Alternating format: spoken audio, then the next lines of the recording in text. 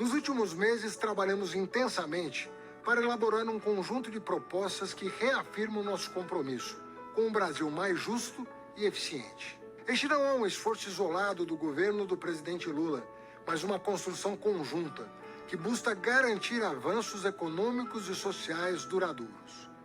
Hoje, temos sinais claros de que estamos no caminho certo.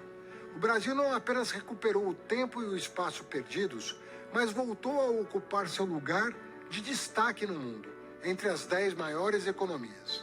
Agora, crescemos de forma consistente com um PIB superior a 3% ao ano.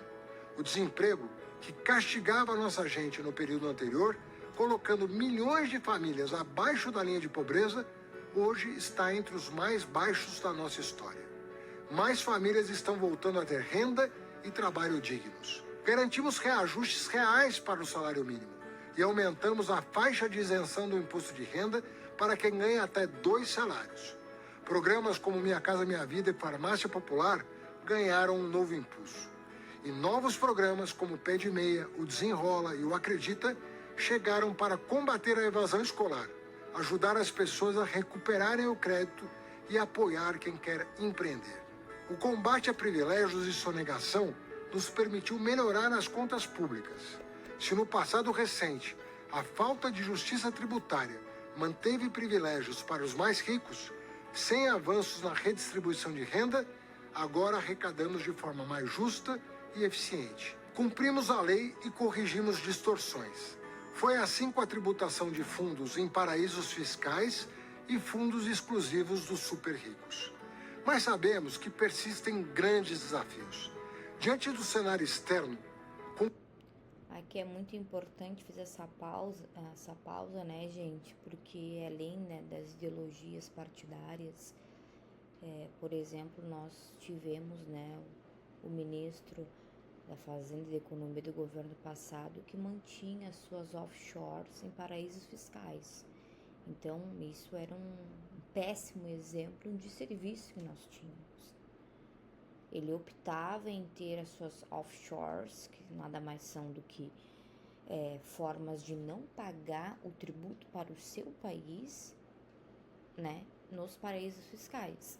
Então, a gente consegue ver essa diferença, né, até pela própria competência, que nós voltamos a estar entre as 10 economias do mundo, né? Vamos prosseguir. Com conflitos armados e guerras comerciais, precisamos cuidar ainda mais da nossa casa. É por isso que estamos adotando as medidas necessárias para proteger a nossa economia. Com isso, garantiremos estabilidade e eficiência. E asseguraremos que os avanços conquistados sejam protegidos e ampliados. Já devolvemos ao trabalhador e à trabalhadora o ganho real no salário mínimo. Esse direito, esquecido pelo governo anterior, retornou com o presidente Lula. E com as novas regras propostas, o salário mínimo continuará subindo acima da inflação, de forma sustentável e dentro da nova regra fiscal. Para garantir que as políticas públicas cheguem a quem realmente necessita, nós vamos aperfeiçoar os mecanismos de controle que foram desmontados no período anterior. Fraudes e distorções atrasam o atendimento a quem mais precisa. Para as aposentadorias militares, nós vamos promover mais igualdade, com a instituição de uma idade mínima para a reserva e a limitação de transferência de pensões, além de outros ajustes. São mudanças justas e necessárias. Para atender as famílias que mais precisam, o abono salarial será assegurado a quem ganha até R$ 2.640. Esse valor será corrigido pela inflação nos próximos anos. Outro ponto maravilhoso aí desse anúncio, desse pacote de contenções, que eles incluíram os militares. Por quê, né, gente? O que acontece? A gente desde que era criança, sempre tinha um vizinho, alguém que era o quê? Pensionista do seu pai militar, né? Para as mulheres solteiras. Então, o que acontecia? E acontece ainda hoje, né? Por exemplo, não casam formalmente no papel, não constituem não estável, não casam no papel, para, né, preservar o quê? a pensão militar do pai. Então, quantas pensões a gente tem aí para mulheres que a gente sabe que não são solteiras e não deveriam estar recebendo, entre outros, né? Por exemplo, a morte ficta, que eles chamam, quando algum militar é excluído dos quadros do exército, é como se ele tivesse morrido e um familiar, a esposa ou a filha solteira fica recebendo pensão, né? E isso reverbera muito, né? Porque é algo que não é correto, né? É o que não deveria ser, mas acaba sendo. É uma praxe que se vem se perpetuando há décadas, né? E isso deve acabar, né? Certo? Por quê? Porque só esse tipo, por exemplo, de grupo da sociedade é que tem direito, digamos, a esse recebimento dessa pensão. Só esse tipo de servidor público, porque embora não sejam militares, são servidores públicos. Todos nós pagamos esses servidores públicos, né? Então, por exemplo, um servidor público civil normal, seja em qual esfera, se vem a falecer, por exemplo, tem filhos, né? Digamos, menores de idade ou que estejam cursando nível superior, né? Ali até a média de seus 24 anos, 26 por aí, tem direito de receber essa pensão do pai ou da mãe, né? Servidor público civil, normal, né? Até uma certa idade. Mas já os militares, por exemplo, é ad infinito, né? É vitalício. Então também é um erro isso, né? Vamos continuar. E se tornará permanente quando corresponder a um salário mínimo e meio. As medidas também combatem privilégios incompatíveis com o princípio da igualdade. Vamos corrigir excessos e garantir que todos os agentes públicos estejam sujeitos ao teto constitucional.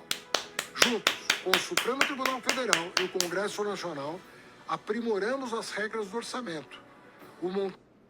Outro ponto importante, que até há poucos dias, né, nessa semana que se passou, na outra, né, o parlamentar, deputado federal pelo PSOL, Guilherme Boulos, ele protocolou um projeto para o fim dos super salários. O que é isso? Claro, tem gente que critica, tem gente que não critica, é que às vezes, mesmo estando expresso na Constituição que tem que se respeitar o teto do Supremo Tribunal Federal para pagamento dos servidores públicos, seja em quais esferas forem, municipal, distrital, federal, estadual, tem que respeitar o teto, né? Eu não cheguei a ver o teor desse projeto do deputado Boulos, mas depois eu vou analisar até para trazer uma reflexão, porque querendo ou não, isso também tem a ver, né, com a nossa área tributária, né? Porque é algo que está sendo, né, tá saindo do Estado para tá pagando o servidor público, que é algo que todos nós pagamos, né? Então, de que acontece? A gente vê esses penduricalhos que tem para alguns super servidor público do alto escalão, que recebem mais de 100 mil, né? Os próprios militares aí que da alta patente ali durante o governo Bolsonaro, que se demonstrou de forma irrefutável que eles recebiam 70 mil, 80 mil e lá vai pedrada. A gente sabe que conseguem ali aprovar o Bolsa Creche, digamos, para os magistrados. Isso é errado, porque eles já têm, por exemplo, um dos mais altos salários do serviço público. Toda a carreira jurídica, promotoria, defensoria, procuradoria, magistratura estadual, federal, eles já têm um alto salário. Entende? Os auditores também, todo esse teto desses servidores já tem um grande salário. Aí começam a ter penduricalhos, por exemplo, Bolsa Creche, né, como se chama, tantos de gratificação por filho. Mas será que esse servidor precisa mesmo? Olha o abismo que acaba criando, né? O abismo, e isso propaga o que é desigualdade. Certo? Vamos continuar. O montante global das emendas parlamentares crescerá abaixo do limite das regras fiscais. Além disso, 50% das emendas das comissões do Congresso passarão a ir obrigatoriamente para a saúde pública, reforçando o SUS. Essas medidas que mencionei vão gerar uma economia de 70 bilhões de reais nos próximos 2 anos e consolidam o compromisso deste governo com a sustentabilidade fiscal do país. Para garantir os resultados que esperamos, em caso de déficit primário, ficará proibida a criação, ampliação ou prorrogação de benefícios tributários. Vamos aqui aplaudir essa medida, né? Benefícios tributários, em caso de déficit, ficarão proibidos a sua perpetuação e prorrogação, tá? Há pouco mesmo, né, por comando e pedido, né, do ministro da Fazenda, a Receita Federal lançou semana passada, e depois é um vídeo que eu vou fazer aqui também, né, os setores que mais recebem benefícios e deixaram de pagar benefícios, ou seja, às vezes nós, pessoa física, por exemplo, ao entregar a declaração, é bem complexo, né, gente? Às vezes até contador erra. Então, as pessoas, às vezes, que vão sozinhas entregar a declaração, erram alguma coisa, a Receita não hesita em estar nos colocando na malha fina, beleza? É o papel, né? Tem que ser posto. Só que a gente sabe que tem um abismo, né? Entre a pessoa física ali, né? Seja ela autônoma, do setor privado ou do setor servidor público, se erra a malha fina, cai na malha fiscal. Cai na boca do leão. Só que, infelizmente, o quê? Os grandes não, os grandes ainda recebem benefícios fiscais, ainda sempre querem estar tendo uma forma de elisão fiscal e muitos até de evasão fiscal. A elisão fiscal, ela é permitida por lei, que é o planejamento tributário, mas já a evasão, ela é crime. Daí a gente pode colocar, né, que quando há evasão fiscal dessas grandes empresas, por exemplo, os chamados crimes de colarinho branco, né? Porque daí a elite é o colarinho branco que está cometendo os crimes, né? White collar crime em inglês, né? Que é uma teoria, né? E então isso aqui eu deixo aqui meus parabéns, né? Até uma forma, né? Do que se houver um déficit primário, vai pausar, né? A parte ali das propagações dos benefícios fiscais como forma de combater a inflação. Combater a inflação, reduzir o custo da dívida pública e ter juros mais baixos é parte central do nosso olhar humanista sobre a economia. O Brasil de hoje não é mais o Brasil que fechava os olhos para as desigualdades e para as dificuldades da nossa gente. Quem ganha mais deve contribuir mais, permitindo que possamos investir em áreas que transformam a vida das pessoas. Reafirmamos, portanto, o que ele falou? Quem ganha mais deve pagar mais para contribuir para a sociedade. O que é isso, gente? Né? O princípio da capacidade contributiva, né? Que está na nossa Constituição, está dentro do nosso sistema tributário nacional, né? Então a gente tem que sempre olhar por este lado, né?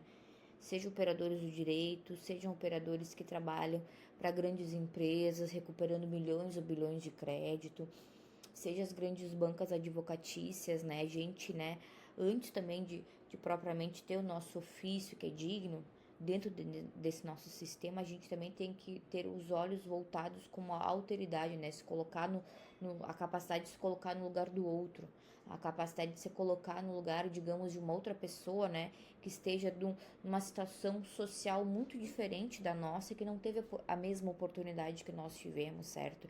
Então, o princípio da capacidade contributiva, falando de uma forma até leiga aqui, para outras pessoas que porventura caiam nesse vídeo aqui, né, do meu canal do YouTube, a capacidade contributiva é para ser assim e deveria ser assim, né? Quem ganha mais deve pagar mais, certo? Quem ganha menos deve pagar menos. Então, explicando numa simplicidade leiga, é isso que é o princípio da capacidade contributiva. Nosso compromisso com as famílias brasileiras, proteger o emprego, aumentar o poder de compra e assegurar o crescimento sustentável da economia. Exatamente por isso, anunciamos hoje também a maior reforma da renda de nossa história, honrando os compromissos assumidos pelo presidente Lula. Com a aprovação da reforma da renda, uma parte importante da classe média, que ganha até R$ 5.000 por mês, não pagará mais imposto de renda. É o Brasil justo, com menos imposto e mais dinheiro no bolso para investir no seu pequeno negócio, impulsionar o comércio do seu bairro e ajudar a sua cidade a crescer. A nova medida não trará impacto fiscal, ou seja, não aumentará os gastos do governo, porque quem tem renda superior a R$ 50 mil por mês pagará um pouco mais. Tudo sem excessos e respeitando padrões internacionais consagrados. Você sabe, essa medida, combinada à histórica reforma tributária, fará com que grande parte do povo brasileiro não pague nem imposto de renda, nem imposto sobre produtos da cesta básica, inclusive a carne, corrigindo grande parte da inaceitável injustiça tributária que aprofundava a desigualdade social em nosso país. Uma pausa aqui, né, algo louvável que veio junto com essa reforma tributária, né, que aquelas pessoas, né, de baixa renda que estiverem cadastradas no cadastro único, né, o CAD único, né, elas terão o famoso cashback, né? Sabe o cashback, que é a volta do que tu pagou? Que geralmente a gente tem nos aplicativos, as lojas oferecem, quaisquer setor, cashback, compre tal e ganhe tanto de cashback para a próxima compra ou para resgatar. É o famoso cashback que a gente vai ter aí para esses que estão, né, no cadastro único, né? O que isso quer dizer? Por exemplo, aqueles que recebem o BPC, pegamos o exemplo, né? Benefício de prestação continuada, né? Ali para aquelas pessoas, né, que estejam numa situação em que a renda familiar não ultrapasse a X, né? E que seja ou deficiente ou que não tenha contribuído de forma regular, né, para a Previdência Social, atingindo ali 65 anos ou mais, né, os idosos a partir de 65 anos, ou essas pessoas deficientes, elas têm o direito por lei, né, ao BPC, que é o benefício de prestação continuada, por exemplo. E esses do benefício da prestação continuada, todos, sem exceção, têm que estar cadastrados no CAD único, ou seja, todos esses, né, vão ter o quê? Benefícios, vão ter o cashback em cima, né, do gás de cozinha, dos produtos de cesta básica, porque daí vão comprar, vão estar arcando com o imposto e vão ter, né? Isso é algo louvável, né, que veio para essa reforma tributária.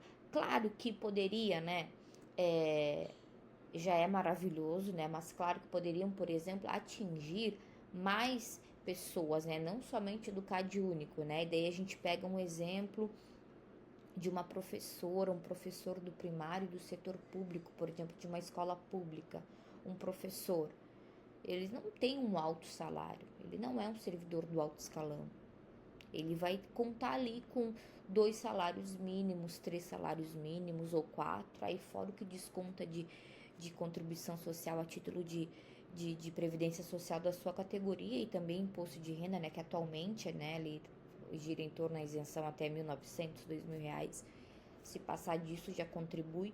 Então, claro que além do CAD único, a reforma eles poderiam estar abrangendo, vamos torcer que num futuro próximo aí, quando estivermos ali sob o vigor desse sistema tributário novo, né, que possam, né, os nossos parlamentares com carinho, né, pensar em abranger um grupo além das pessoas, né, que mais do que merecedor estarem recebendo esse cashback, que são as pessoas do CAD único, tá?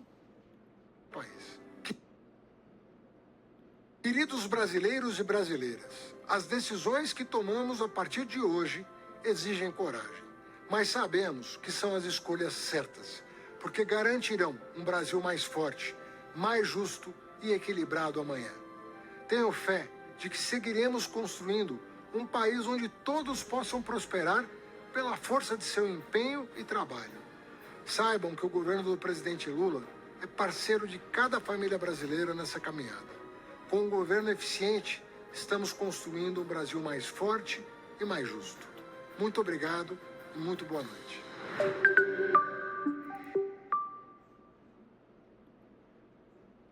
Então é isso, né, gente? Esse foi o pronunciamento, né, do nosso ministro da Fazenda, Fernando Haddad. Um pronunciamento muito com notícias boas, né, para todos nós, e vamos acompanhando, né, principalmente aí essa parte de como vai se perpetuar, né, se solidificar essa parte, né, da isenção de imposto de renda até 5.000, né, vai ter que ser feita ainda agora, né, para poder já no exercício seguinte ser posto em prática, né. E isso, né, com 2 anos de governo, né, já está acontecendo. Então aqui a gente, né, seja você em qual viés político, a gente tem que, né, parabenizar o governo do presidente Lula, a administração da pasta, né, sob as mãos do ministro Fernando Haddad, e vamos acompanhando, tá bom? Era isso. Até o próximo React tributário, que também eu vou começar a fazer aqui juntamente aqui no meu canal do YouTube, reagindo, né, sempre de uma forma respeitosa, criticando, aplaudindo, colocando